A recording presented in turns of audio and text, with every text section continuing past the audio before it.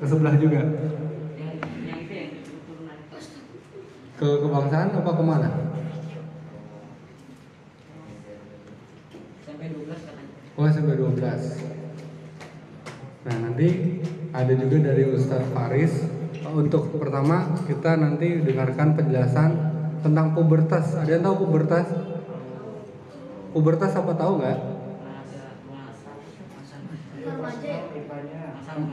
Masa remaja. Pubertas tuh masa remaja. Nanti kayak apa sih pubertas? Terus nanti resikonya apa kalau sudah memasuki masa pubertas? Nanti akan dijelaskan sama Ustadz Iskandar.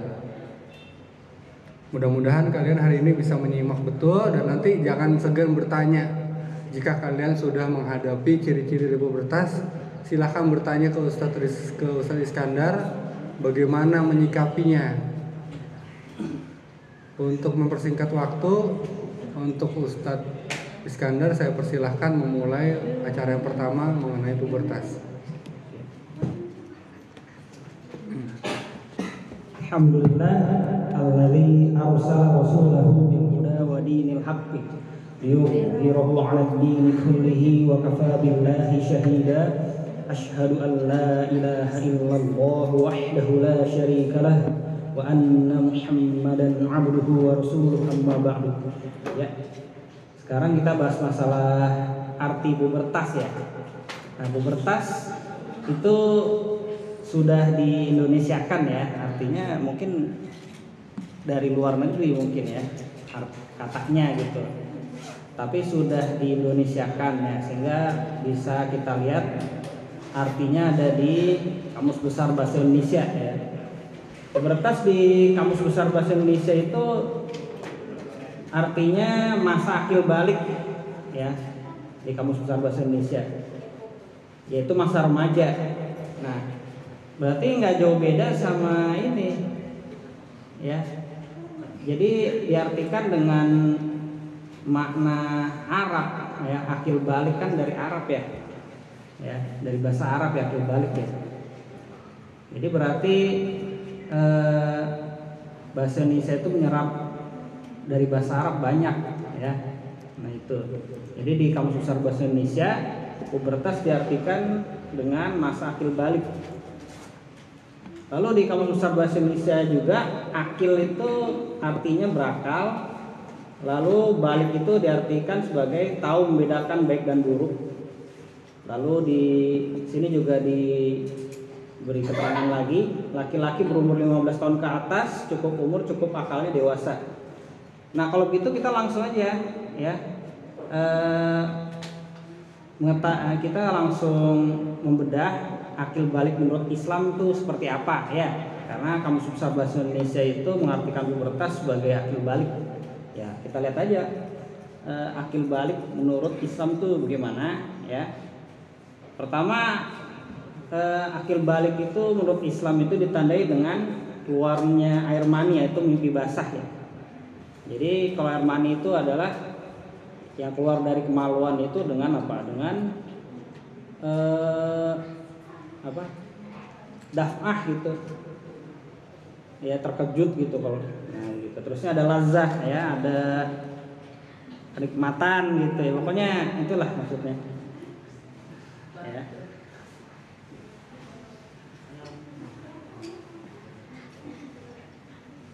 Nah terusnya ini berdasarkan firman Allah Ta'ala ya, wa idza balagul atfalu minkumul hulum falyasta'zanu kamasta'zanal ladzina min qablihim dan apabila anak-anakmu telah ihtilam maka hendaklah mereka minta izin seperti orang-orang yang sebelum mereka minta izin. Surat An-Nur ya, surat An-Nur ya, ayat berapa ya, ayat 59 ya. Terusnya dari sahabat Abu Sa'id Al-Khudri radhiyallahu anhu, Nabi sallallahu alaihi wasallam bersabda, al-ghuslu yaumal jumu'ah wajibun ala kulli muhtalimin. Mandi hari Jumat itu wajib bagi setiap orang yang telah mengalami ihtilam ya. Terusnya dari Ali bin Abi Thalib radhiyallahu anhu, bahwasanya Nabi sallallahu alaihi wasallam bersabda, rufi'al qalamu an thalathatin, anin naimi hatta yastayqidha wa anis sabiyi hatta yahtalima wa anil majnuni hatta ya'kila. diangkat pena dosa, maksudnya diangkat dosa dari 3 golongan: orang yang tidur hingga ia bangun, anak kecil hingga dia ihtilam, dan orang gila hingga dia berakal ya atau sembuh. Ya, ihtilam di sini artinya mimpi basah ya. Mimpi basah, keluar air mani. Nah, itu. Ya, jadi mani itu adalah air yang keluar dari kemaluan ya, dengan kejutan daf'ah begitu. Terusnya ya ada lazah dan ya, macam-macam ya gitu ya. Nah, terusnya Ibnu Qudamah mengatakan di Al-Mughni ya, fa awaluha khurujul mani min qubulihi wa huwal ma'ud dafiq alladzi yukhlaqu minhul waladu fa kaifa ma kharaja minhu yaqzatan au min kharaja min yaqzatin au manamin bijma'in au ihtilamin au ghairi dzalika hasala bihil bulugu la na'lam fihi dzalika ikhtilafan. Ya, tanda balik itu yang pertama adalah keluarnya mani dari kubul kemaluan, yaitu al-ma'ud dafiq, jadinya air yang terpancar ya. Ya, dengan kejutan yang anak itu bisa ya Allah ciptakan dengan sebab itu, sebab air mani. Ya. Jadi bagaimanapun keluar, mau itu dalam keadaan terjaga atau dalam keadaan tidur ya, dengan jima atau mimpi basah atau bagaimanapun juga ya, berarti udah jadi balik, jadi ya anak itu sudah balik atau dewasa, udah masuk masa pubertas. Ya. Kami tidak mengetahui adanya perselisihan dari kalangan ulama masalah ini ya. Ini kata Ibnu Qudamah. Ya.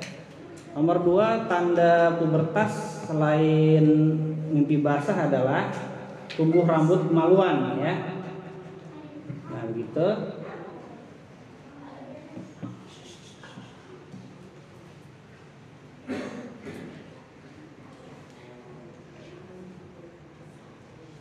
Jadi dari Samurah bahwasanya Nabi SAW bersabda, "Uqtulu syukhal musyrikin."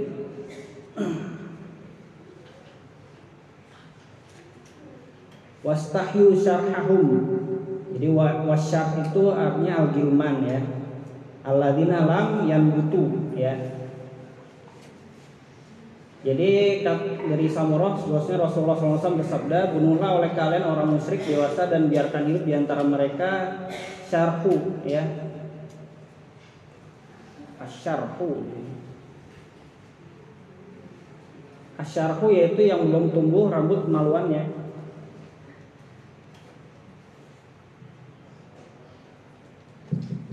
Nah, ini terusnya nomor 3, kalau tidak terjadi ihtilam lalu tidak terjadi tumbuhnya rambut kemaluan, berarti dewasanya dengan masuk 15 tahun ya.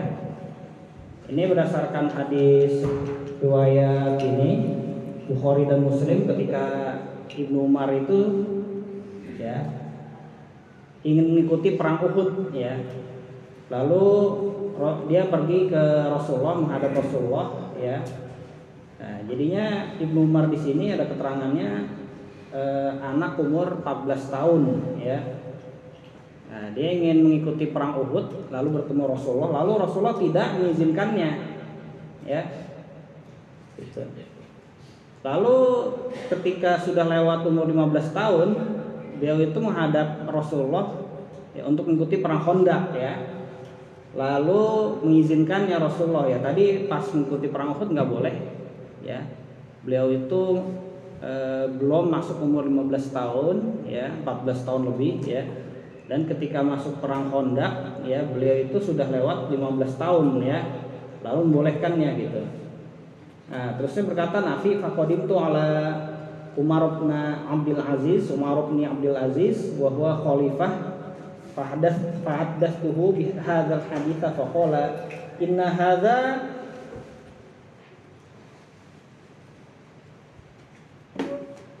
hadza la haddun baina saghiri wal kabir wa khtaba ila ummalihi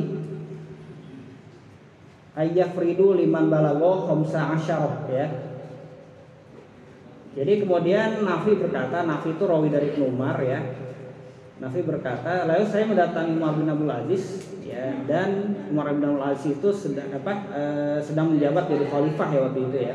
Lalu saya menceritakan tentang kisah Ibnu Umar itu. Lalu Umar bin Abdul Aziz berkata, sungguhnya ini adalah batas antara orang dewasa dan anak-anak ya. Itu umur 15 tahun. Ya. Kemudian beliau menulis kepada para gubernurnya untuk membebani kewajiban bagi mereka yang telah berusia 15 tahun ya.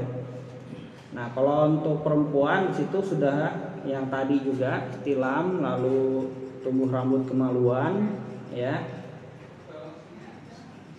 Sama untuk perempuan, lalu menstruasi ya kalau untuk perempuan ya. Atau hamil ya kalau perempuan. Nah, kita nggak bahas itu ya. Nah, kalau sudah ada tanda-tanda tadi bagi seorang anak ya, berarti telah masuk masa pubertas. Kalau dalam Islam itu adalah akil balik dan dewasa. Nah, berarti kalau dewasa bagaimana? Ya, berarti yang tadinya tidak dibebani kewajiban syariat menjadi dibebani kewajiban syariat ya. Berdasarkan hadis Rasulullah riwayat Abu Daud, Ibnu Majah dan lainnya, rufi'al qalamu an salasatin anis sobiyyi hatta yablugha wa anil majnuni hatta yafiqa wa anin naimi hatta yastayqiza ya. Jadi diangkat pena di sini. Pena itu maksudnya itu dosa di sini ya. Diangkat dosa dari 3 orang ya. Dari anak kecil sampai balik, terusnya dari orang gila sampai sadar, terusnya dari orang yang tidur sampai terbangun. Nah, berarti tadinya anak kecil itu kalau melakukan pelanggaran syar'i gitu, itu tidak berdosa gitu. Nah, memang ada perselisihan ya antara ulama itu masa tamyiz itu kapan ya. Kalau Syafi'i yang populer itu masa tamyiz dan balik itu sama gitu ya. Tapi kalau yang lain ya dari Imam Ahmad dan yang lain itu membedakan ya, sinnu tamyiz berbeda dengan sinul bulugh gitu. Nah, kalau menurut Ustadz yang rajih itu pendapat Asy-Syafi'i di sini. Jadi menyamakan antara sinnu tamyiz dengan sinul bulugh, sama antara masa tamyiz dan masa bulugh sama gitu ya.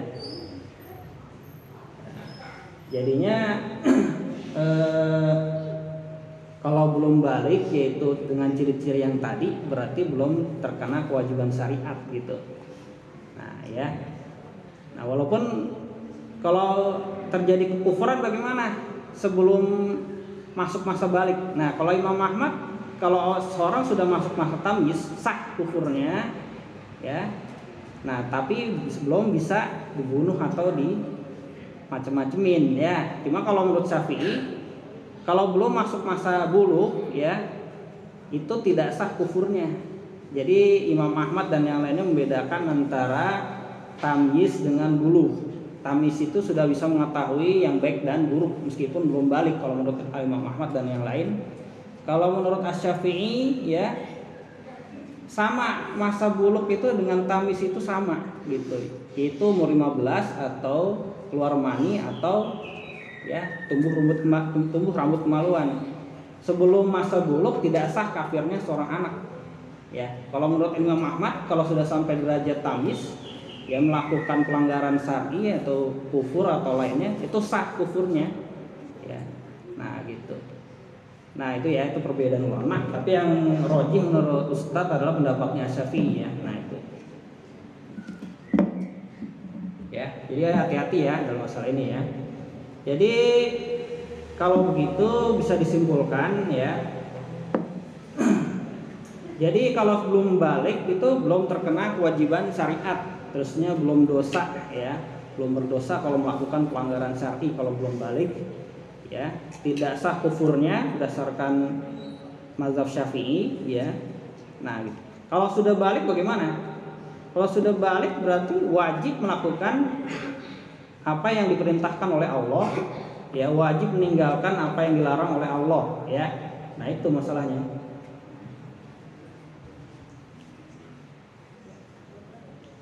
Nah sholat lima waktu jadi wajib gitu. Nah jadi terusnya melakukan puasa Ramadan jadi wajib, melakukan zakat dan haji jadi wajib, nutup aurat wajib, terusnya tidak boleh melihat lawan jenis dengan syahwat. Nah itu masalahnya banyak jadinya. Kalau sudah balik itu perkara-perkara yang tadinya tidak berdosa jadi berdosa, ya, gitu. Melakukan pelanggaran syariat jadi berdosa, gitu. Nah, gitu intinya. Jadi langkah-langkahnya, ya, agar kita bisa menghadapi masa pubertas yaitu adalah, ya, pertama, ya, bergaul dengan orang solih, ya. Bergaul dengan orang solih, gitu, orang-orang solih dengan lingkungan yang bagus, gitu, agar kita jauh dari lingkungan yang banyak maksiatnya, yang banyak kekufurannya, gitu. Kita harus menjauhi itu, ya. Nah, gitu.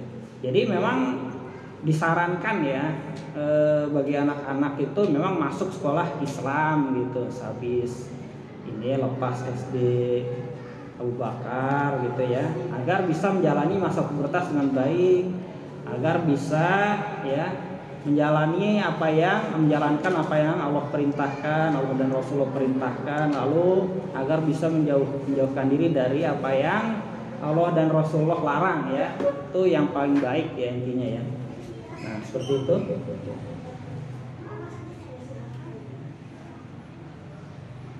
Nah, terusnya juga memang harus dijaga masalah mata, ya.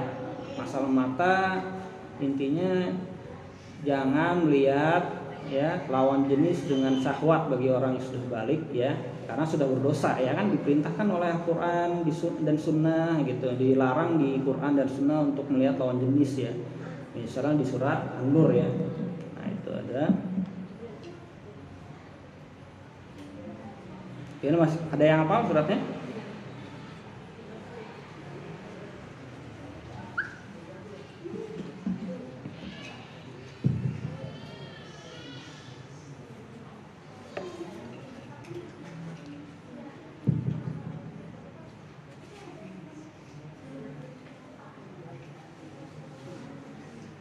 Kullil mu'minin yaghuddu min absarihim wa yahfazu furujahum. Nah, itu ayatnya, ya.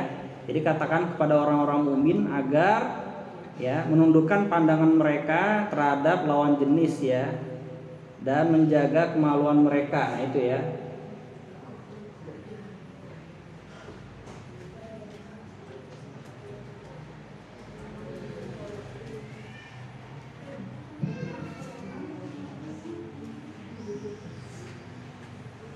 Yaitu surat An-Nur ayat 30, ya. Qul lil mu'minin yaghuddu min absarihim wa yahfazu furujahum. Dzalika azka lahum innallaha khabirum bima yasnaun. Ya, katakan kepada orang-orang mukmin dari kalangan laki-laki agar menundukkan pandangan mereka terhadap lawan jenis, ya, dan menjaga kemaluan mereka. Itulah yang suci bagi mereka. Sungguhnya Allah itu sangat mengetahui apa yang kalian perbuat, apa yang mereka perbuat, ya. Itu, ya. Jadi masalah ini, masalah apa? Yang salah satu yang harus dihadapi oleh, ya, remaja Islami itu adalah masalah memandang lawan jenis itu. Nah, kita harus ini, ya, menahan diri, ya. Nah, terusnya Rasulullah juga telah bersabda, ya, ma taraktu ba'di fitnatan wa hiya adharu 'ala rijali minan nisa. Jadi ma taraktu ba'di fitnatan wa hiya adharu, ya, 'ala rijali minan nisa. Jadi saya tidak meninggalkan, ya, suatu fitnah, ya, yang paling besar bagi seorang laki-laki daripada perempuan. Artinya apa? Jadinya Rasulullah itu meninggal, ya, sedangkan beliau itu menyatakan bahwa fitnah yang paling besar tuh bagi kaum muslimin laki-laki itu adalah perempuan. Nah, itu bahaya, ya. Jadinya harap dicermati baik-baik nih masalah memandang lawan jenis, gitu, ya. Hati-hati melihat televisi. Nah, itu, ya. Nah, udah, Ustaz? Ada pertanyaan? Ya, alhamdulillah tadi penjelasan dari Ustadz Iskandar sudah disampaikan. Ada beberapa, ada ciri-cirinya tadi apa aja dia ingat. Yang pertama mimpi. Yang belum terjawab mimpi Ustadz, kalau udah mimpi terus keluar Mesti cerita ke siapa Ustaz? Apa diam-diam aja apa cerita nih Ustaz? Ya sebaiknya cerita ke ini ya, cerita ke orang tua gitu ya. Orang tua tuh paling baik ya. Cerita ke orang tua, ke bapak itu paling baik ya, gitu. Nah, saya mengalami seperti ini gitu. Ya. Itu tandanya apa? Nah, itu ke bapak gitu. Apa yang harus saya lakukan gitu. Tanya, nah itu paling baik ya.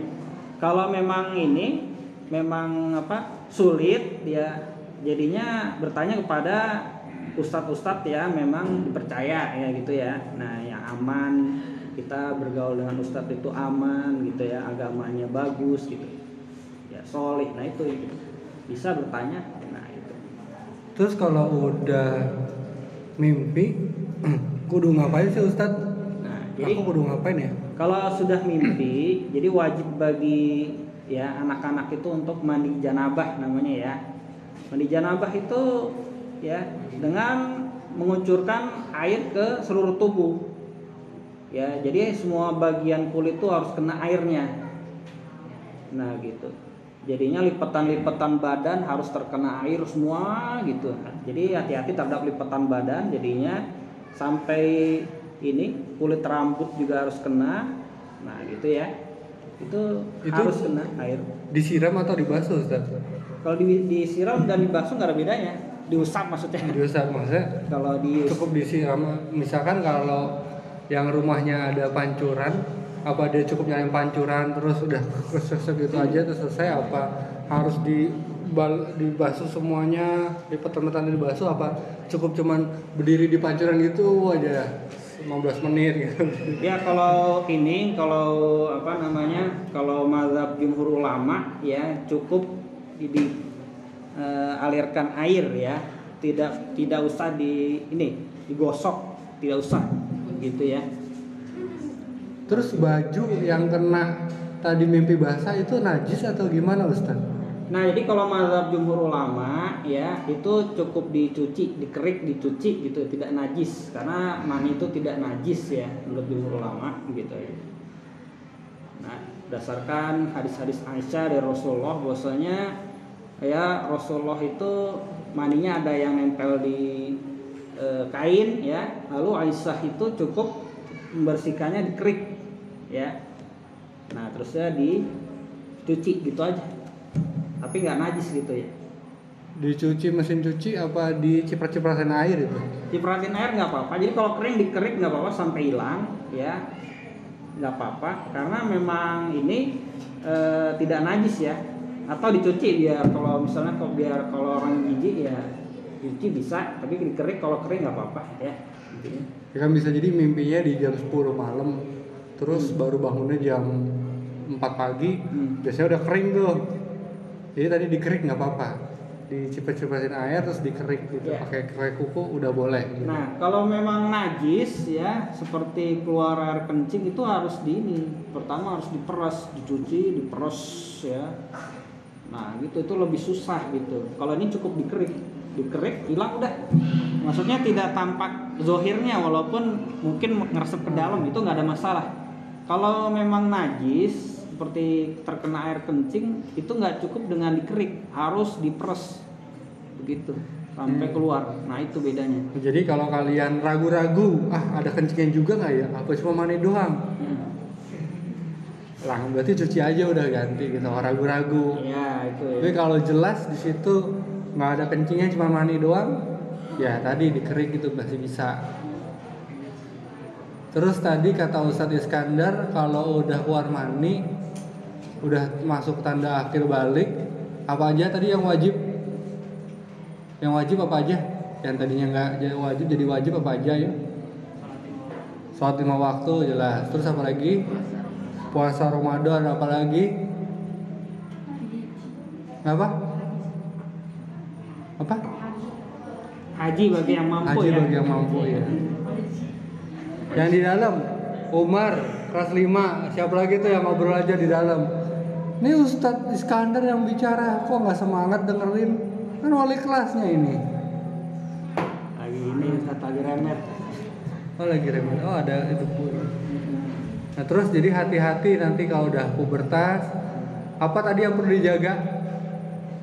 Awalnya dari mana? Dari mata. Jadi semuanya awalnya dari mata. Habis lihatnya pakai syahwat, lari ke handphone. Handphone terus apa? Apa tadi? Hah? Minum khamar. Apa aja biasanya? Kalau homer itu biasanya dari lingkungan ya, misalnya minum-minuman keras itu biasanya kita nggak langsung tertarik gitu ya, kecuali kita berteman dengan teman-teman yang buruk gitu ya. Tapi kalau perempuan itu kan karena bawaan pubertas itu beda ya, beda dengan minum homer. Kalau minum homer itu nggak sama kayak bawaan pubertas ya. Kalau misalnya kita balik itu nggak serta-merta kita langsung suka minum homer, enggak. Tapi kalau udah pubertas ya, yang paling rawan itu langsung tertarik dengan lawan jenis itu yang bahaya. Kalau sampai minum minuman keras, merokok itu bisa karena salah pergaulan gitu. Nah itu mudah ya kalau untuk menangkal supaya tidak minum homer, supaya tidak ngerokok itu dengan menjauhi teman-teman yang buruk. Tapi kalau ini menjauhi ini ya, menjauhi zina mata segala itu agak susah gitu ya. Jadinya bukan hanya menjauhi teman yang buruk, tapi apa? Membekali diri kita dengan iman dan takwa, rajin ibadah kepada Allah gitu. Ya. Nah itu rajin ibadah kepada Allah gitu, benar-benar menjaga mata gitu ya. Bukan hanya menjauhi lingkungan yang buruk ya. Kalau ini apa? Kalau menghadapi masalah fitnah perempuan atau fitnah lawan jenis seperti itu. Nah itu ada bedanya. Pertama kali doa berarti. Doa dulu, mohon minta sama Allah supaya dikuatkan, terlindung dari godaan-godaan minah mazati syayatin, ya kan? Dari godaan-godaan setan. Yang selanjutnya adalah menjauhi tempat-tempat yang mungkin di situ ada banyak lawan jenis. Kemudian juga dikurangin berinteraksi dengan lawan jenis. Saya punya temen, nanti yang SMP, yang misalkan nanti ada yang pilih SMP, hati-hati juga, karena kan di SMP nggak dipisah antara laki-laki sama perempuan. Atau yang mukanya ganteng kayak Rufus, nah hati-hati tuh nanti jadi incaran perempuan biasanya. Kamunya mungkin diam-diam aja, tapi perempuannya yang genit. Nah nanti hati-hati tuh kalau ketemu kayak gitu. Jangan justru diladenin ya Rufus ya. Jangan diladenin. Kenzi juga. Siapa lagi sini? Alif badannya tinggi nih. Ustadz Faris. Mana Ustadz Faris? Ustadz Faris di dalam. Silahkan untuk selanjutnya Ustadz Faris gitu. Ya selesai ya. Nanti ngobrol-ngobrol sama Ustadz Iskandar setelah Ustadz Faris ada ngobrol-ngobrol lagi sama Ustadz Iskandar. Ya selesai ya. Subhanakallahumma rabbana wa bihamdika asyhadu an la ilaha illa anta astaghfiruka wa atubu ilaik.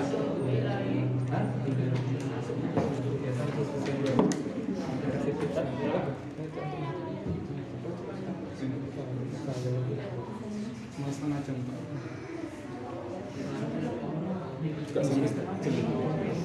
Enggak apa-apa nanti pakai ngobrol-ngobrol.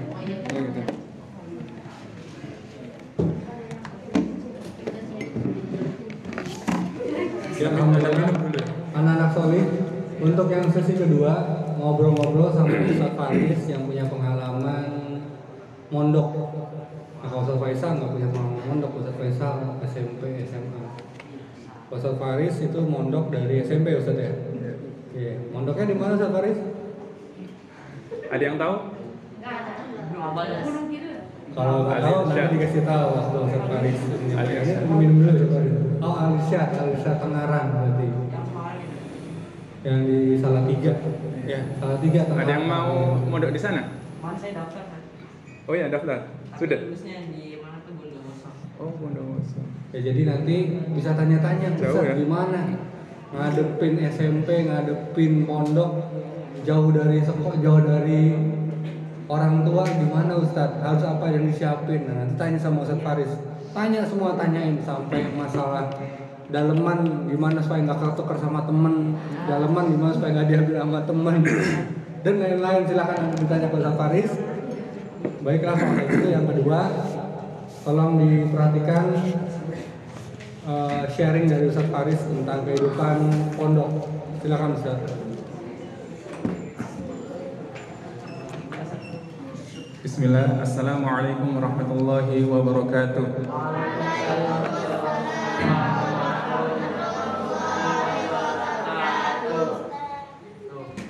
Sekali lagi, Assalamualaikum warahmatullahi wabarakatuh.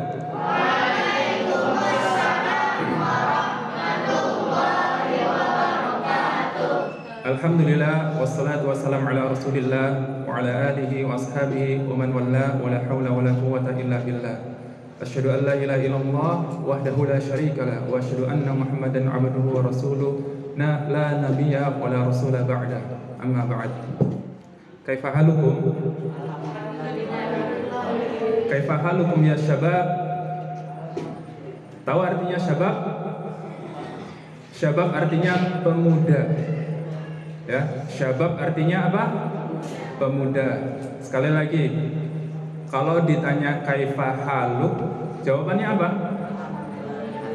Ya. Kaifa halukum ya syabab?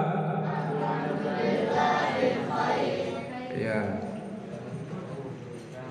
Ya, alhamdulillah kita semuanya insya Allah diberikan kesehatan semua ya pada kesempatan kali ini. Ya. Kita tak lupa untuk bersyukur kepada Allah yang telah memberikan kesempatan kepada kita semua bisa berkumpul dalam acara pembekalan kelas 6 SD Abu Bakar beserta anak kelas 5 adik kelas kalian. Ya. Kalian bersyukur ya. Diberikan kesempatan oleh pihak sekolah untuk mendapatkan pembekalan ini ya, mudah-mudahan bisa menjadikan manfaat dan informasi kepada kalian semua, khususnya anak kelas 6 yang mau lanjut ke jenjang berikutnya. Jenjang apa? SMP atau MTS ya. Baik. Sekarang sebelum Ustadz mulai, Ustadz mau tanya ke kalian, apa keinginan terbesar kalian di dunia?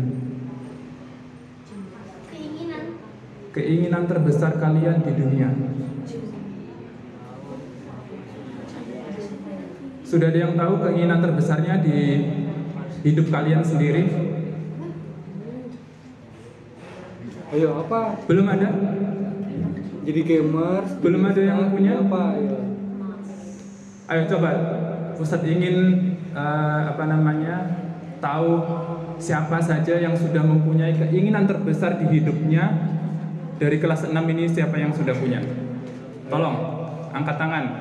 Baik kelas 6 ataupun kelas 5. Kelas 6 dulu dah. Ayo, mau ngapain? Baik, Sulaiman, silakan. Apa keinginan terbesarnya di dunia, di hidup kamu sendiri? Apa? Di dunia. Ya, ya nggak apa-apa. Masuk surga, masya Allah. Bagus. Ada lagi siapa yang ingin angkat tangan? Wedan. Ayo, yang berani dong. Kita ngobrol. Kita bukan ceramah, bukan terlalu formal, enggak. Kita ngobrol sesama. Ayo, siapa ya? Oke, Rufus, apa? Apa Rufus? Tadi angkat tangan. Apa? Mau ngapain? Apa keinginan terbesar kamu, Rufus, di hidup kamu sendiri? Apa? Jadi guru katanya Ustaz. Jadi guru, masya Allah. Ya. Ingat ya. Satu lagi siapa? Anak kelas 6. Ayo, keinginan terbesar dalam hidup kalian. Keinginan terbesar dalam hidup kamu. Ayo. Ayo belajar public speaking supaya nanti Nggak usah malu. Coba ini siapa namanya? Sampingnya Sulaiman siapa? Farah biasanya bijaknya banyak nih, ayo. Ayo. Kasih tahu. Nggak apa-apa. Satu aja. Apa keinginan terbesarnya? Oh iya. Bongkok dan besar banget. Coba. Abi bisa punya mobil mewah ya. Oh, baik. Ya, apa? Semua orang, setiap orang pasti mempunyai keinginan. Pasti mempunyai keinginan dan mempunyai impian atau cita-cita. Ada yang ngerasa aman Ustaz dia di pinggir. Dia pikir dia akan ditahan. Dia pikir dia nggak bisa ditahan. Ayo apa? Nggak ada saya nggak boleh jadi. Nggak mau ya. Nggak ada rencana besar, belum pengen. Belum mau pikiran. Baik. Ya. Jadi setiap orang pasti mempunyai keinginan atau mempunyai impian terbesar di dalam hidupnya. Nah, impian terbesar di dalam hidup kita yang paling terbesar harus kita awalkan, harus kita pilih satu, yaitu masuk surga. Ini jadikan keinginan terbesar kalian di hidup kalian adalah masuk surga. Harus mempunyai keinginan terbesar di hidup kalian, yaitu masuk surga. Kalau tidak ada keinginan sama sekali, kalian akan hidup seperti terombang-ambing, seperti air yang terombang-ambing di lautan. Jadi kalian harus punya keinginan terbesar kalian di hidup kalian, yaitu masuk surga. Nah, untuk mendapatkan ini, untuk bisa masuk surga, caranya bagaimana? Apa tips-tipsnya? Harus taat sama Allah dan Rasulnya. Ya, apa? Harus taat sama Allah dan Rasulnya. Ya, harus taat kepada Allah dan Rasulnya. Apalagi tips-tips supaya bisa kita masuk surga. Ya. Mengerjakan apa yang diperintahkan dan tidak mengerjakan apa yang dilarang. Ya betul, mengerjakan apa yang diperintah dan tidak mengerjakan apa yang dilarang. Ya, salah satu tips agar kita bisa masuk surga adalah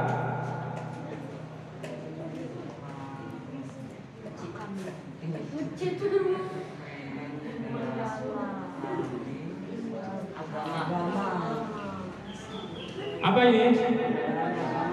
Mendalami agama. Agama apa?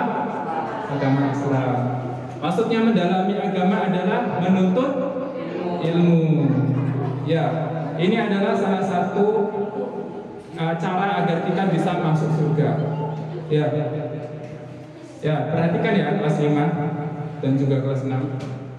Nah, kenapa sih Ustadz kita harus mendalami agama? Kenapa kok kita nggak mendalami ilmu yang lain? Ayo, kenapa?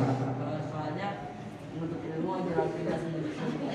Iya, Masya Allah, ahsanta Sulaiman. Karena mendalami agama itu jalan pintas untuk masuk surga, untuk menuju surga. Ya, kalian nggak dilarang untuk menuntut ilmu umum, menuntut ilmu yang lain, mendalami ilmu yang lain. Tetapi kalau mendalami agama, ini adalah jalan pintas, jalan tercepat untuk masuk surga. Kenapa? Karena dengan mendalami agama, kita akhirnya tahu bagaimana ibadah yang benar.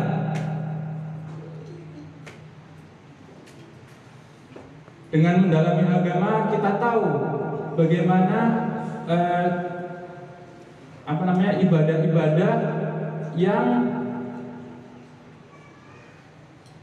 mempunyai pahala-pahala yang besar.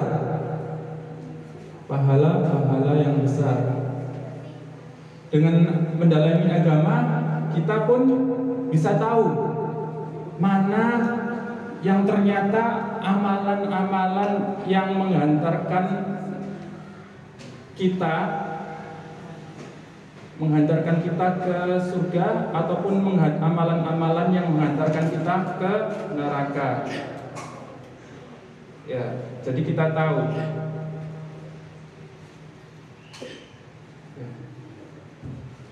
Kita tahu. Ya. Dan ini sangatlah penting karena dengan menuntut ilmu agama kita akhirnya bisa tahu jalan pintas untuk menuju surga. Nah, salah satu cara kita agar bisa mendalami agama dengan apa anak-anak?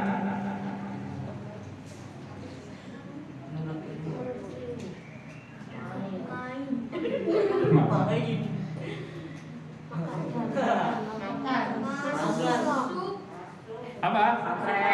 Iya, masuk pesantren atau pondok.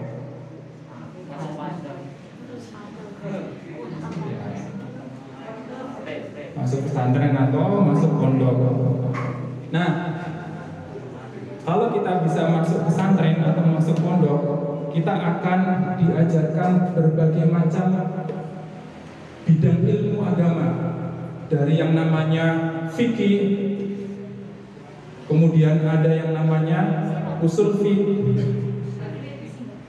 ada yang namanya apa? Sirah, ada yang namanya ilmu hadis, ada yang juga namanya mustalahul hadis,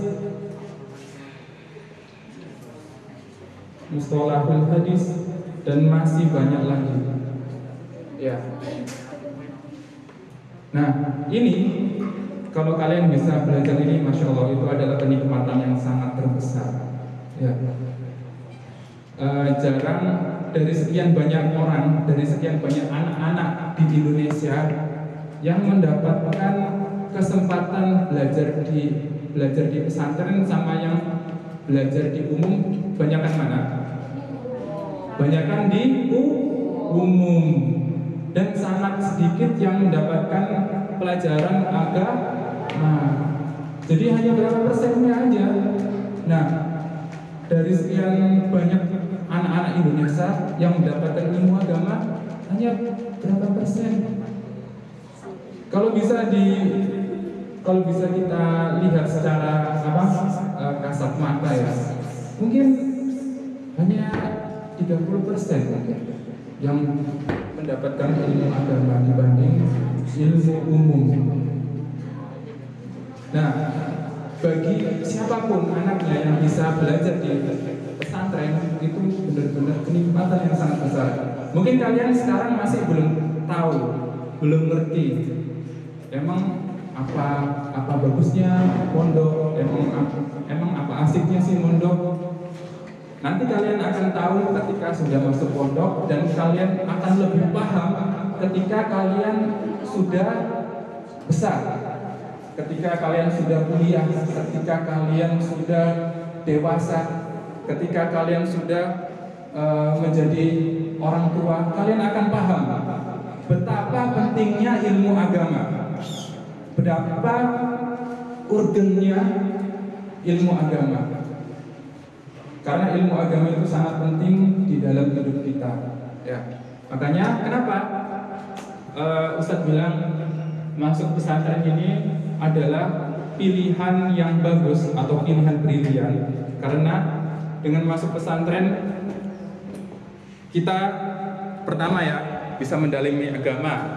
Kemudian kedua, kita bisa mempunyai wawasan luas dari semua bidang ilmu agama, ya, dari fikih, usul fikih, sirah, dan yang lainnya. Kemudian kita juga terbiasa dan terdidik untuk melakukan ketaatan. Yang sebelumnya kalian anak-anak, halo, ya, yang sebelumnya kalian di SD ketika beribadah harus nunggu disuruh sama orang tua, harus dipaksa sama orang tua, harus dimarah-marahin sama orang tua.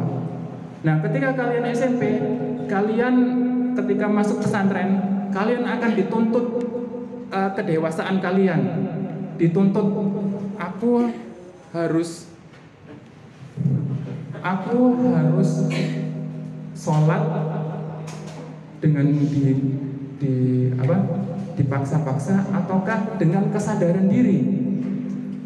Nah, di situ kalian akan dituntut kedewasaan kalian ketika masuk pesantren. Apakah aku masih harus dimarah-marahin ketika sholat? Apakah aku masih harus paksa-paksa ketika sholat? Nah, nanti ketika di pesantren kalian akan sadar, oh ternyata aku sholat ini harus dari kesadaran diri sendiri, harus dari kesadaran dari hati kita sendiri, bukan dari paksaan orang lain. Ya, adapun seperti aturan-aturan di pesantren seperti kalau terlambat sholat ataupun nggak sholat dapat hukuman, itu hanya sebagai wasilah atau sarana supaya mendisiplinkan kita. Tapi yang paling penting adalah hikmahnya adalah kita itu dituntut mempunyai kesadaran dalam diri untuk beribadah dengan atas kemauan diri kita sendiri. Ya, jadi ini pentingnya kita masuk pesantren. Ya, terbiasa dan terdidik untuk terbiasa melakukan ibadah. Ya, seperti itu. Selain itu, kita pun juga menjadi dididik untuk disiplin. Disiplin apa? Disiplin ketika beribadah, disiplin belajar, kemudian disiplin memanage waktu. Ya, disiplin memanage waktu, karena waktu itu sangat penting. Kalau kita atur itu, masya Allah, kita akan menjadi orang yang sukses. Selain itu, manfaat dari mondok, ada yang bisa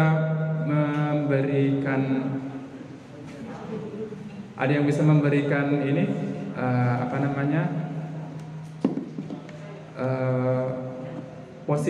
hal positif masuk pondok apa? Semakin mandiri. Ya, bagus, semakin mandiri. Jadi kita menjadi lebih mandiri dibanding tinggal di rumah. Ya. Jadi kalau kita di pesantren itu kita jadi mandiri, nyuci sendiri, kemudian ngerawat diri sendiri, kemudian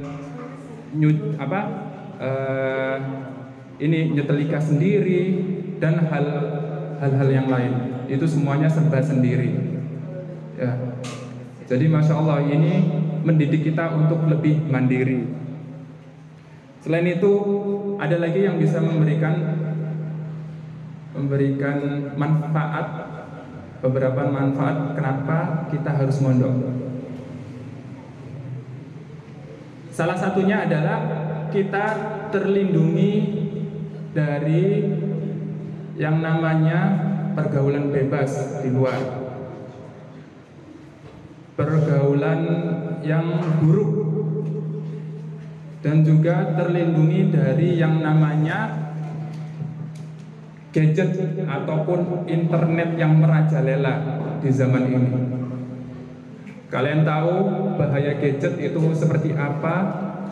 Kalian tahu bahaya game yang terus-terusan itu seperti apa? Kalian semuanya sudah ngerti karena kalian pernah memegang gadget.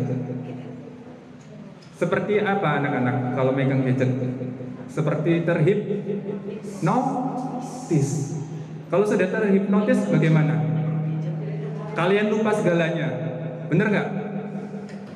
Waktu sholat kalian lupa nggak? Terus waktu makan juga lupa nggak? Iya, lupa semua. Jadi kalau sudah terlanjur megang HP, sudah asik, itu kalian akhirnya terhipnotis. Nah, kalau itu terus-terusan kalian pelihara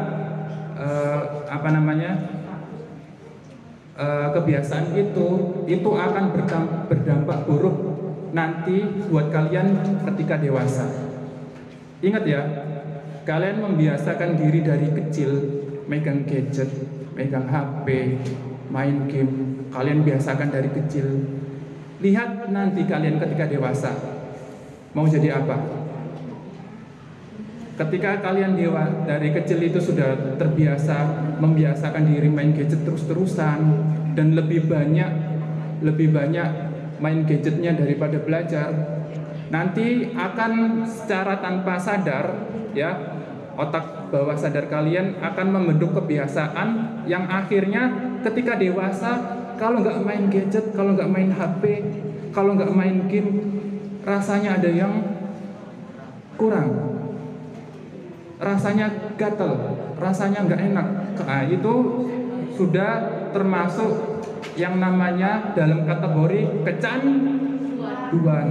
Kalau sudah kecanduan ini bahaya sekali, benar-benar bahaya banget. Makanya kalian yang sudah kecanduan, ya, yang sudah kecanduan HP, kecanduan main game, tolong mulai dari sekarang dibatasi, benar-benar dibatasi. Itu benar-benar berdampak buruk buat kalian, buat masa depan kalian, buat kalian nanti ketika dewasa, sangat-sangat berdampak buruk. Makanya salah satunya supaya kalian terhindar dari gadget yaitu dengan cara masuk pesantren. Kalau kalian masih di sekolah umum, otomatis akan masih sering megang gadget atau HP. Nah, ini salah satu pentingnya kenapa kita harus masuk pesantren. Kemudian yang kedua, yang berikutnya adalah melatih diri kita menjadi anak yang pandai bergaul. Ketika nanti kalian di pesantren, kalian akan bertemu berbagai macam karakter dari berbagai Nusantara. Dari yang namanya Merauke, dari Sabang sampai Merauke. Bahkan ada juga dulu ketika Ustadz masuk pondok, ya, itu Ustadz punya teman anak Malaysia. Kemudian juga ada Ustadz punya teman anak Australia. Ada juga Amerika. Dan juga ada anak dari Al-Azhar, bukan Al-Azhar, dari Mesir. Ya. Jadi berbagai macam karakter kumpul jadi satu. Ada anak dari Kalimantan, karakternya seperti ini. Ada dari Sulawesi, karakternya seperti ini. Sumatera, karakternya seperti ini.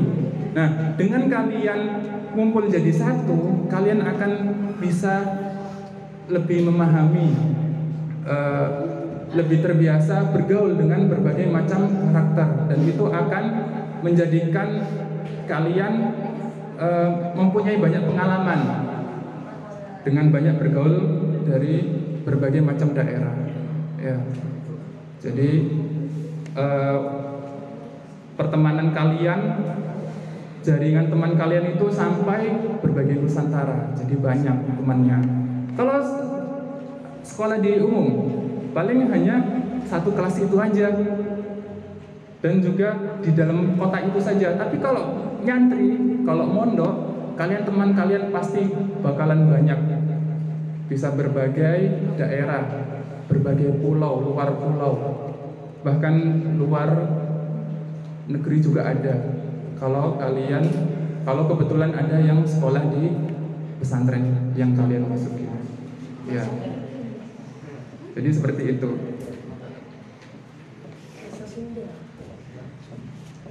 Ya, kemudian untuk sebelumnya, ya,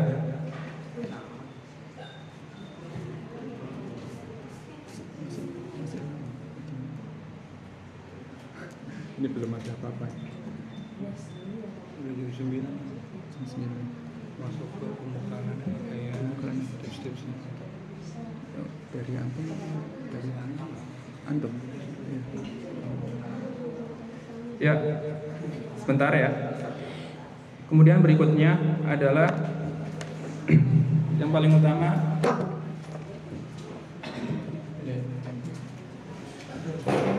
ini bisa buat untuk pembekalan kalian menuju SMP, baik mau ke pesantren ataupun mau ke umum. Ya, ini Ustadz berikan. Ada penghapus? Ini nih. Ada?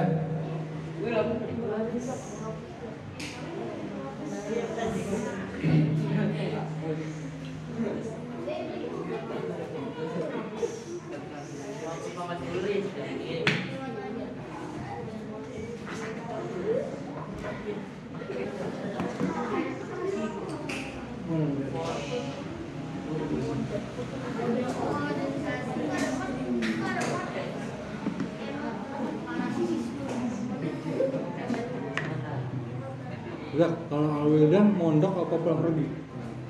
Pulang pergi tadi kelas 2 insya Allah mondok Ustaz. Hah? Kelas 2 insya Allah mondok, tapi kalau kelas 1 Pindah. kan kalau kelas 1 masih pulang pergi. Oh, satunya mondok ada di Wildan Alwildan itu juga. Tapi kalau kelas 2 mondok Ustaz insya Allah. Kalau Alif? Kemana? Itu 12 juga. Mana? Sekolah anak di mana itu? Tempat saya dapat temannya. Mana ada? Kan ada masuk gang kecil. Iya gang kecil. Oh, itu pondok itu apa? Pondok. Pulang pergi. Oh, pulang pergi. Sebelah mananya? Ustaz nggak tahu. Kalau masuk gang kecil. Sebelumnya ada gang, pas belok kan ada gang.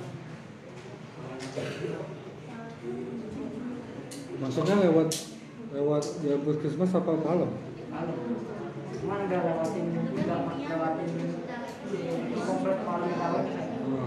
Sananya lagi Lara Arinda. Ini ceritanya lagi terpanas. Ini tuh. Ya. Ya.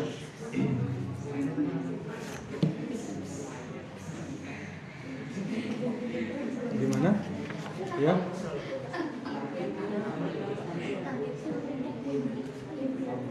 Semester H. Kayaknya antum salah telepon kali ya. Ini Ustaz Faisal.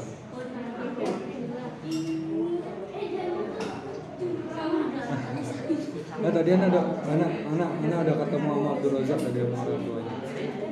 Tadi sama temennya Abdullah. Iya. Tadi anda udah sampaikan dan dia Ya, perhatikan anak-anak kelas 6 dan kelas 5, perhatikan. Ini penting nih bagi kalian yang mau masuk ke SMP, jenjang SMP. Ya.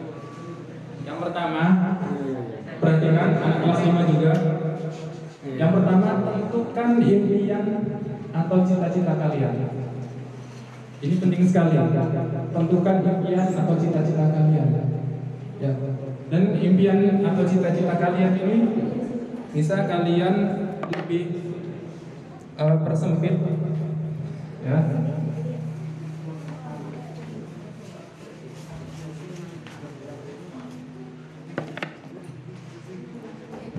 Jadi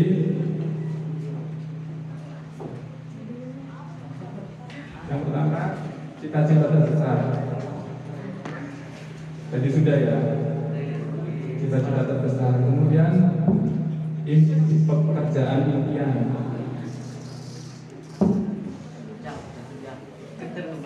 kemudian cita-cita skill,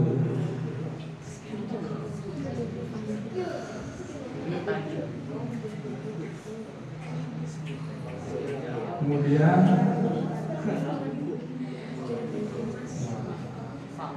ya yang terbesar nih, perhatikan anak-anak ini penting ini, bisa kalian catat juga ya.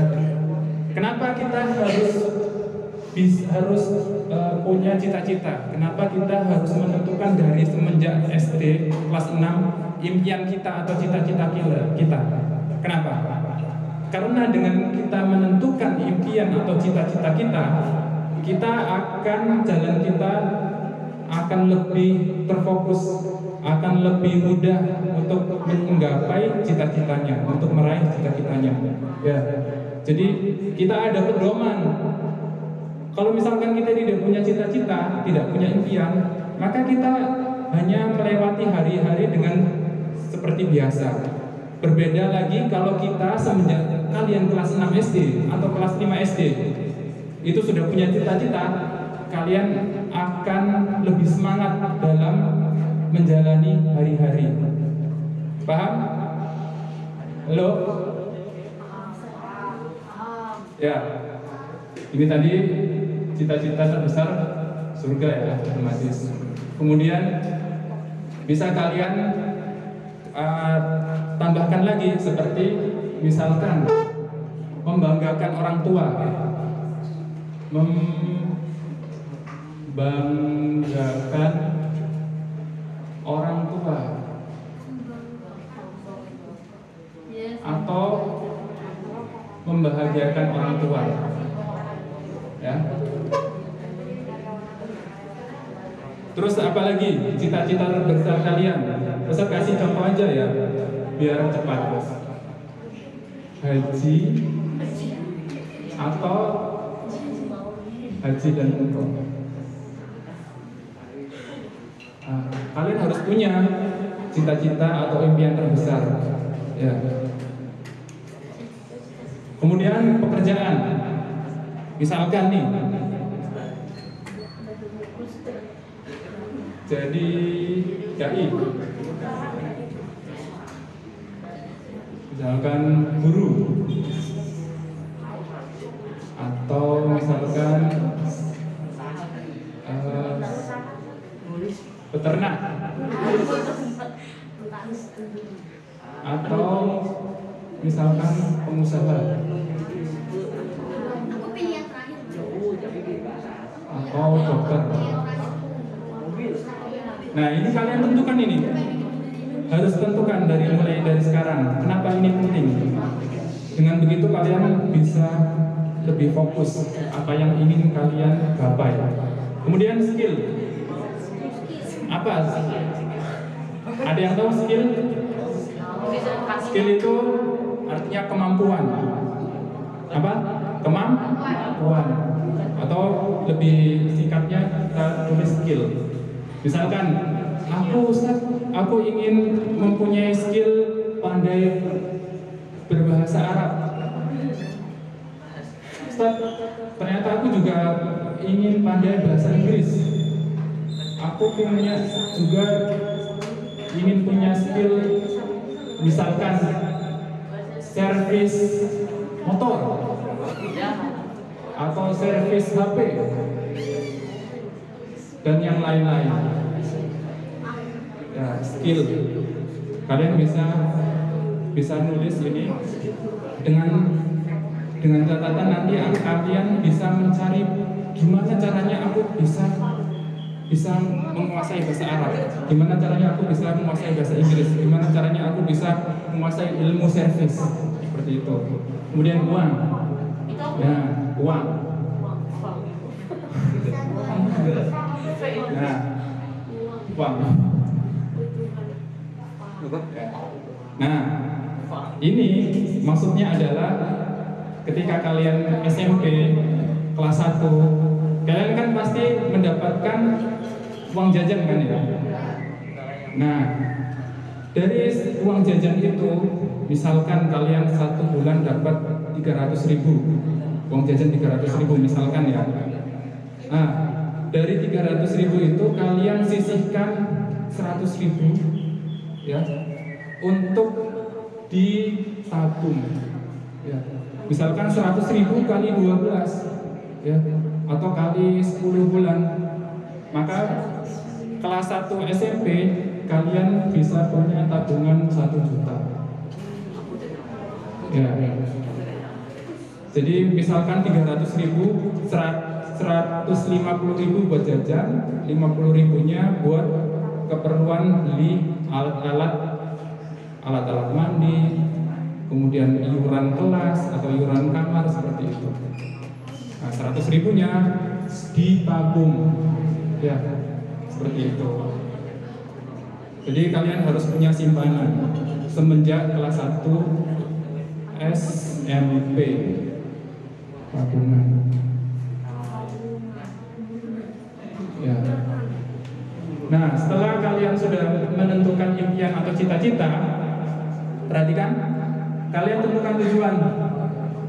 Oh, aku lebih ingin menjadi seorang dai. Misalkan aku ingin menjadi seperti Ustadz Firanda atau menjadi Ustadz Maududi atau Ustadz Khalid Basalamah atau Syafiq Basalamah.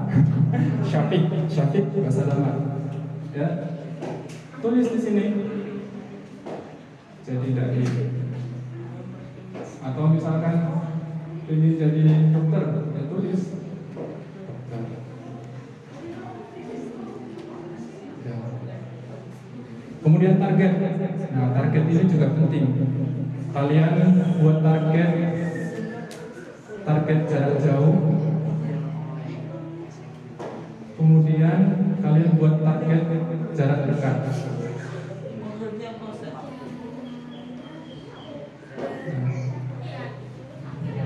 Misalkan target jarak dekat ya, jarak dekat dulu. Target jarak dekat. Misalkan dalam 1 hari. Ya. Aku ingin hafal 10 mufradat. Aku ingin hafal 10 vocab. Tahu vocab? Iya, vocabulary. Aku ingin hafal 1 halaman. 1 halaman apa? Al-Quran plus 1 halaman murojaah. Ya. Kemudian aku ingin 10 kali push up. Aku ingin 10 kali sit up. Aku ingin 10 kali apa ini? Lompat tali? Skipping ya? Skipping. Nah, 10 menit ya. 10 menit. Ya. Misalkan atau 5 menit. Nah, ini target-target yang seperti ini, target jarak dekat itu penting untuk kalian tulis. Target 1 hari. Kemudian target mingguan. Misalkan dalam 1 minggu aku harus setoran hafalan atau murojaah 6 halaman, harus mungkin misalkan. Nah, seperti itu dan yang lain-lain. Dan target jarak jauh,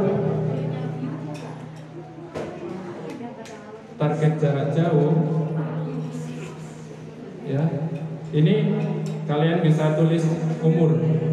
SMP kelas 1, SMP kelas 2, SMP kelas 3. Aku target yang ingin aku capai di SMP 1 ini apa?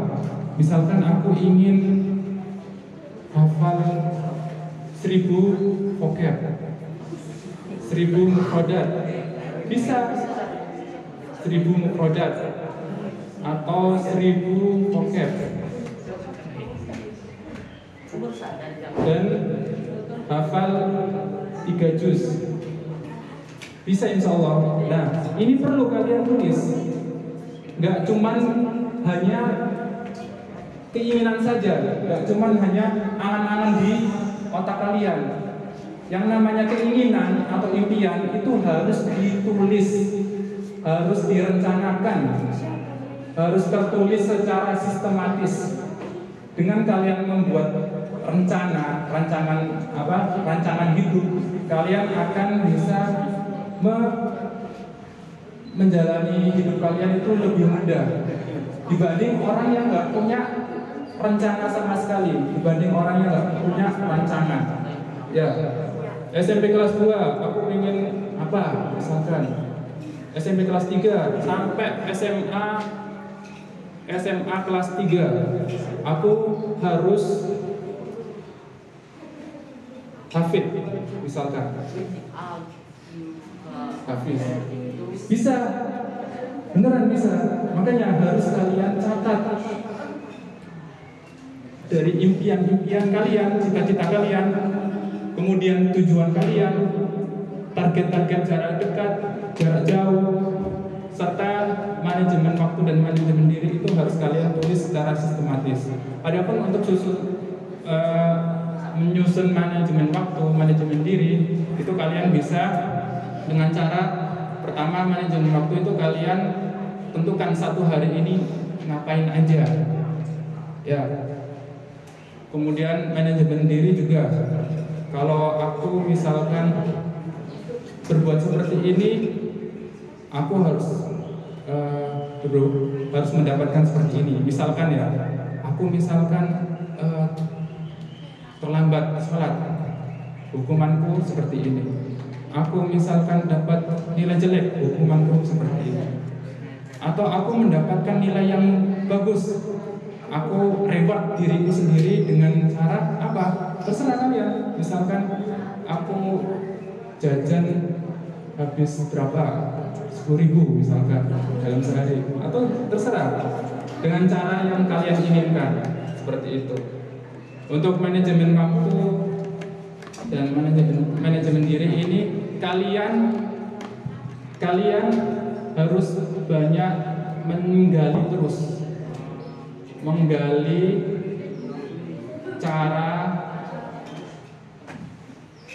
manajemen waktu dan manajemen diri. Harus terus menggali bagaimana caranya memanfaatkan waktu dan mengatur diri. Itu kalian gali, dan banyak sekali ilmu-ilmu yang bisa kita dapatkan dengan googling. Ya, baik. Itu 4 bekal penting yang harus kita punya ya. Baik mau masuk pondok ataupun masuk SMP luar. Ya. Dan untuk persiapan kalau misalkan mau masuk pondok ya, yang paling utama ya, pertama kalian harus ikhlaskan diri dan benar-benar harus tekadkan, aku masuk pondok ini ikhlas demi menuntut ilmu, biar dapat ilmu yang banyak, ilmu agama, biar aku bisa lebih cepat masuk surga, biar mudah untuk masuk surga ya. Itu pertama, ikhlas. Yang kedua adalah ini tadi, kalian harus tulis ini supaya sukses. Mau di luar atau mau di pesantren, kalian harus tulis ini, harus tentukan ini semua ya. Kemudian yang ketiga, minta doa ke berbagai pihak, dari orang tua, dari budi-budi, pakde, om, bibi, paman ya. Minta doa ke mereka, dan juga minta doa kepada ustadz-ustadz ya. Penting, kalau kita bisa dapat doa banyak orang, kita akan menjadi lebih mudah dalam menggapai sesuatu. Kemudian berikutnya adalah banyak ibadah ya. Kalian mulai dari sekarang, kalau memang mau masuk pesantren, mulai dari sekarang kalian rajinkan untuk sholat tahajud, kemudian mulai rajinkan sholat sholat sunnah rawatib ya, qobliyah ataupun ba'diyah. Kemudian puasa sunnah. Kemudian amalan-amalan sunnah yang lainnya, ya baca Quran, lebih digiatkan lagi sebelum masuk pesantren. Dan yang terakhir, ya seminggu buat Sabtu Minggu ini kalian puasa HP. Ya, karena ketika nanti di pesantren kalian bakalan lepas yang namanya HP, gadget, TV. Nah, kalian puasa seminggu. Kalau di pesantren saya harus itu di laptop. Oh ya, ya udah. Tapi kan nggak bebas kan berinternet, nggak bebas, dibatasi. Yaitu ada pesantren-pesantren yang modern yang memang memakai laptop itu sebagai penunjang, ya itu nggak masalah. Adapun untuk kesiapan terakhir ini ya, kesiapan diri sebelum masuk pesantren, yang pertama kalian harus mulai dari sekarang bisa nyuci baju, ya harus bisa nyuci baju. Nah, belajar dari sekarang nyuci baju, kemudian nyetrika, ya itu akan membantu kalian ketika nanti di pesantren. Ya. Baik, mungkin itu saja Ustaz. Ya, alhamdulillah dari Ustaz Fahri sudah ada beberapa tips lagi mungkin tambahan dari Ustaz Faisal. Nanti kan masuk ke SMP atau ke pondok, kalian menghadapi banyak karakter orang, karakter teman. Biasanya yang Ustaz dapat cerita-cerita itu adalah barang-barang yang kita bawa, umurnya nggak lama, mungkin karena hilang, mungkin karena diambil atau dan sebagainya. Biasanya kehidupan pondok gitu Ustaz ya. Iya betul. Maka itu tipsnya, semua barang yang kalian punya, yang kalian bawa, dicatat, kemudian diberikan label nama. Wah benar. Kasih label nama pakai stiker, terus tutup lagi stikernya pakai lakban yang bening. Jadi kalau dicuci dia nggak akan hancur, nggak akan terhapus.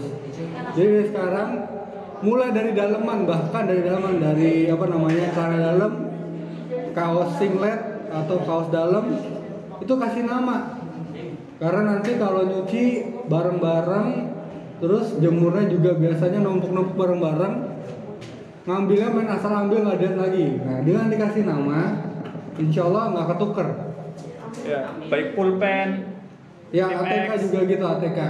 Ya, ATK. ATK Dikasih gitu, nama. kasih label, stiker label itu yang putih, yang biasa buat buku, taruhin aja di situ di alat-alat kalian yang kalian bawa. Tulis nama di kertas, dipotong, terus ditempel pakai lakban. Nah, bisa juga kalau nggak ada label stiker. Pakai lakban atau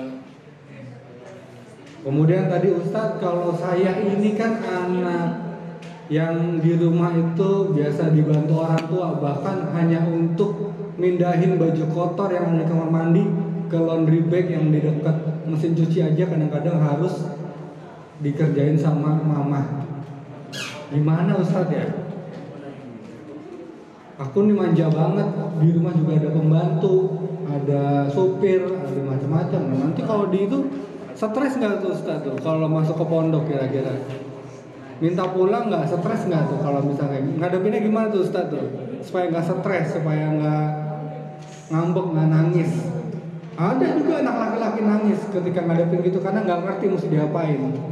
Ngelihat baju kotor, ngelihat ember, sama ngelihat deterjen, bingung diapain nih?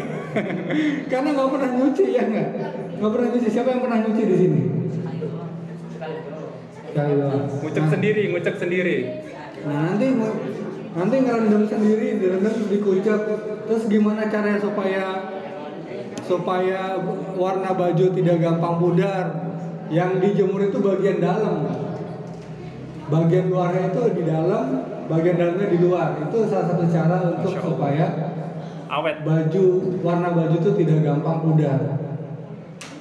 Nah, kayak gini-gini, hal-hal sederhana gini mudah-mudahan bisa membantu kalian menghadapi masa-masa pondok, terutama ngadepin temen-temen nanti ada pokoknya karakter yang aneh itu pasti ketemu. Yang main asal pakai baju kita, main asal pakai ngambil alat tulis kita, itu mesti ada ketemu, diuji sama orang-orang kayak gitu, kita ada. Kalau yang SMP kalau Ustaz Faisal dulu SMP juga. Kalau dulu sih zaman Ustaz Faisal yang namanya SMP itu identik sama bullyingnya dilakukan biasa sama anak-anak kakak kelas yang merupakan anak kampung sekitaran sekolah. Itu biasa terjadi di bullying gitu, karena mereka ngerasa gua anak kampung sini, biasanya suka dimintain duit. Kalau anak sekarang lain lagi. Kalau anak SMP sekarang seperti kemarin kejadian baru-baru ini di depan kompleks Ustaz Faisal maupun di depan rumah Ustaz Rizky, itu supaya mau main sama kamu, supaya kamu bisa main sama mereka, teman-teman yang kelihatannya keren dan jagoan itu, kamu harus melakukan kriminalitas dulu. Misalnya dengan cara ngebegal, dengan cara nusuk orang. Nah ini zaman sekarang terjadi seperti itu. Caranya supaya mau nggak temenan sama kita? Sama kita kamu pasti aman, nggak akan diganggu. Tapi ada syaratnya. Kamu harus ngebegal dulu, atau kamu harus nusuk orang dulu. Minimal bikin berdarah. Itu kejadian waktu itu di depan kompleks Ustaz Faisal. Akhirnya larinya ke depan rumah Ustaz Rizky dan dihantam di depan rumah Ustaz Rizky. Akhirnya kemudian ditangani sama kepolisian dari Polsek Pondok Aren. Itu datangnya mereka dari arah Pondok Betung tuh yang meter 10 sana, ceger ke sana lagi, terus yang mau ke arah Pondok Betung itu sektor 4 mau ke arah Kodam. Itu mereka dari sana iring-iringan naik motor malam-malam jam 12 jam 1 malam. Mereka nusuk orang dulu di depan kompleks Ustaz Faisal di kampus Kesmas tepatnya. Ternyata yang mereka tusuk adalah sekumpulan anak-anak yang baru selesai latihan silat Betawi. Akhirnya 3 motor dirusak oleh guru-guru silat Betawi yang di situ. Kisah beberapa motor itu lari ke daerah Monokacang, tempatnya depan rumah Ustaz Rizky. Akhirnya di depan rumah Ustaz Rizky juga dapat bisa ditangani sama Ustaz Rizky dan bapaknya. Akhirnya bisa sekumpulan anak itu dilumpuhkan sama Ustaz Rizky dengan ilmu silat bela dirinya Ustaz Rizky. Nah, tadi mau jadi apapun kalian yang disebutkan sama Ustaz Faris, intinya adalah bertakwa. Ujungnya bertakwa. Mau jadi dokter bertakwa, mau jadi polisi bertakwa, mau jadi tentara bertakwa, mau jadi tukang servis motor yang bertakwa. Mau jadi peternak yang bertakwa, misalkan siapa namanya Said mau menjadi peternak ayam yang bertakwa. Rafiq nantinya mau jadi terapis seperti ayahnya, menjadi terapis yang bertakwa. Terus siapa lagi? Pokoknya ujungnya adalah apapun profesi yang kalian pilih bertakwa. Dan saya tambahkan lagi, gagalnya anak-anak Indonesia itu disebabkan hingga usia kuliah masih belum tahu mau ngapain saya. Makanya tadi tanya sama Ustadz Faris dari SD, betul, karena sekolah-sekolah di luar negeri itu sudah bisa membuat anak-anak TK menentukan pilihan saya mau ngapain, saya mau jadi apa. Makanya mereka sudah mengambil penjurusan atau mengambil pilihan-pilihan mata pelajaran mulai dari SD.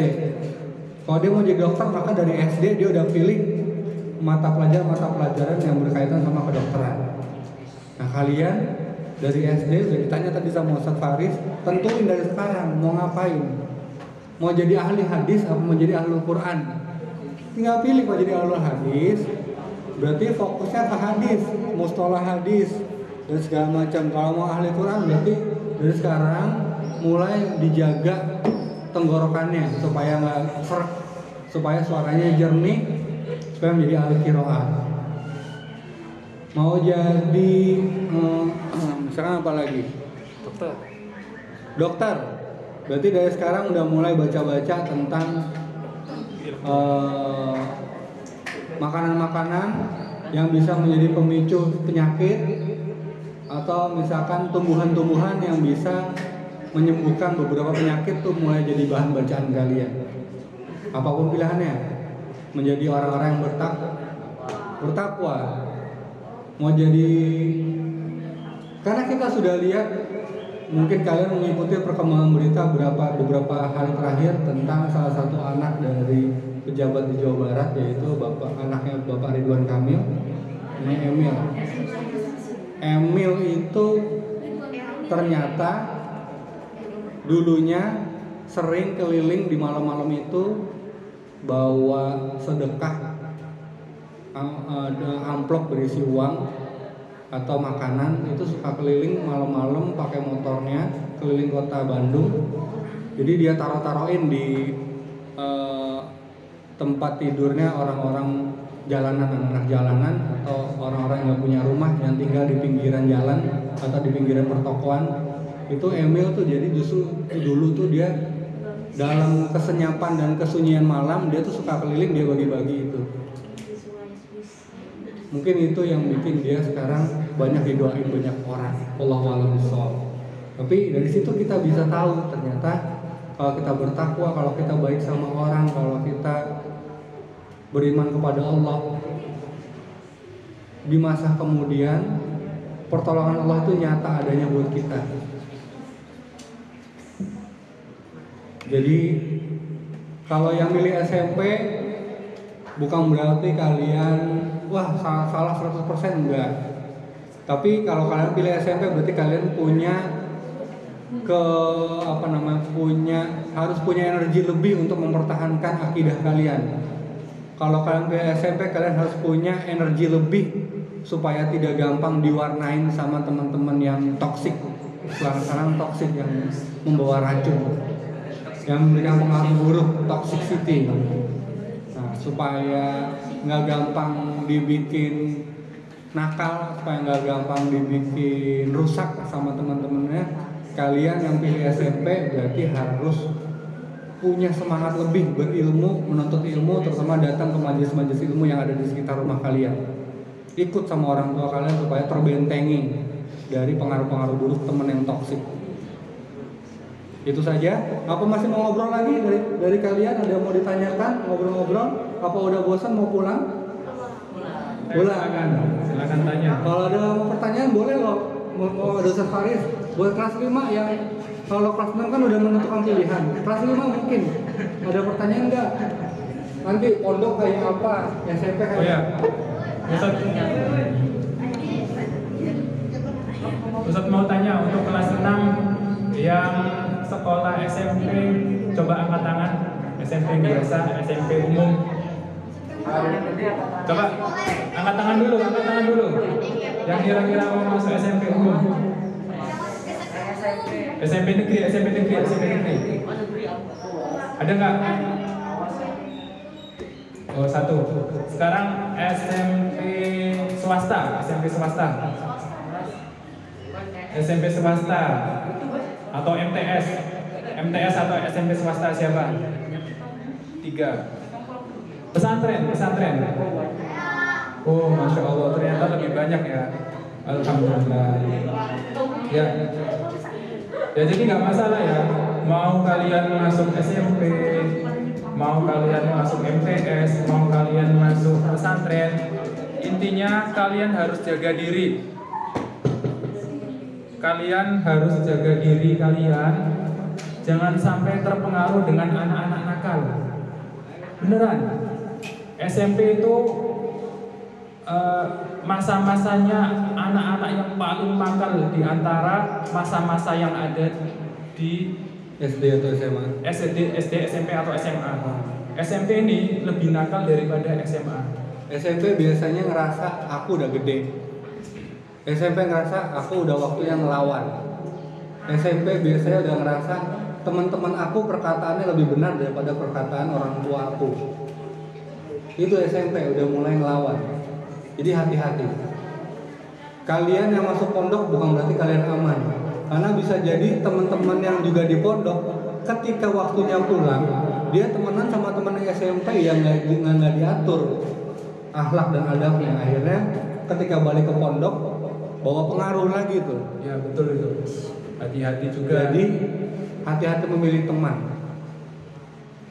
Ya. Jadi yang jelek ataupun yang rusak jangan diikuti. Teman-teman yang kelihatan ini nakal, badung, terus kemudian suka coba hal-hal yang jelek, kalian jangan sampai ikut-ikutan, jangan deket-deketan. Kalau kalian dekat bakalan akhirnya kalian ikutan rusak. Jangan sampai kalian yang di SD ini sudah baik, udah dididik dengan baik, dengan ilmu agama yang baik. Lalu ketika SMP kalian akhirnya jadi rusak karena deketan sama teman-teman yang rusak. Ya. Jadi usahakan kalian harus bisa menangkal itu semua, menjaga diri itu semua dari pergaulan yang jelek. Ya. Jangan ikut-ikutan yang jelek-jelek.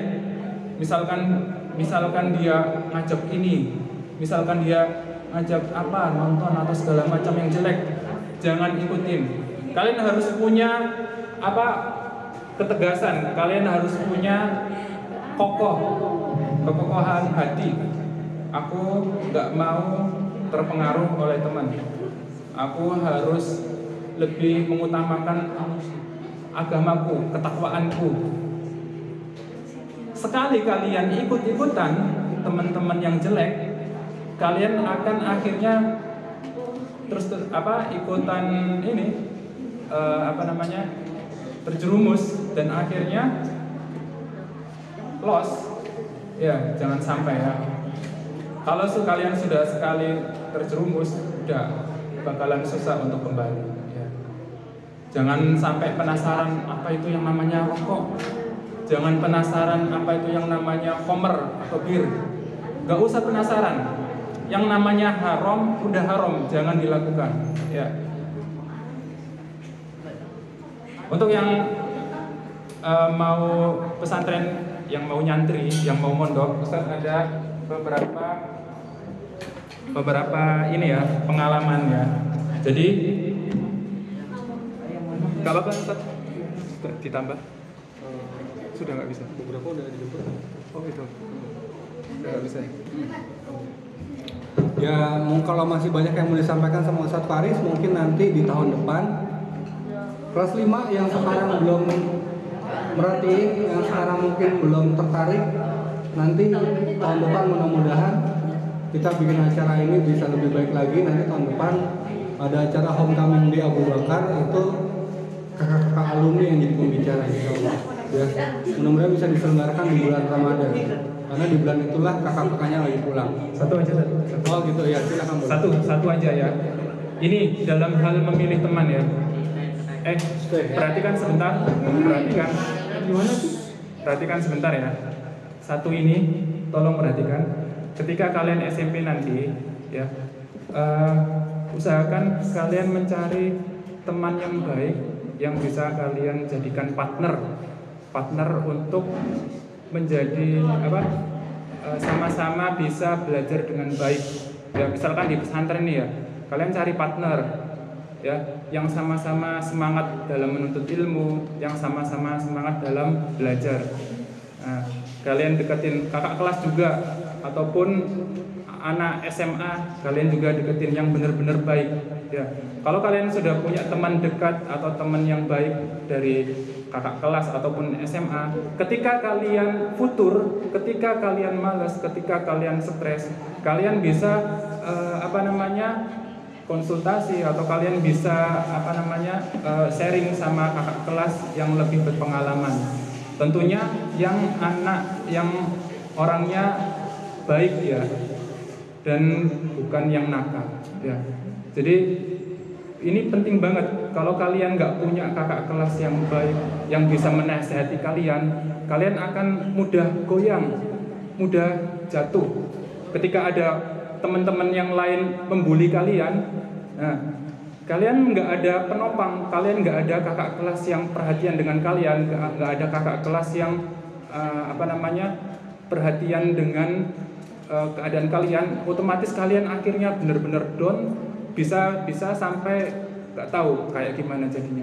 Makanya penting banget kalian cari kakak kelas yang bener-bener pinter, bener-bener baik, yang bisa menasehati kalian, ya, supaya kalian bisa di pesantren itu bisa tetap kuat menjalani hari-harinya.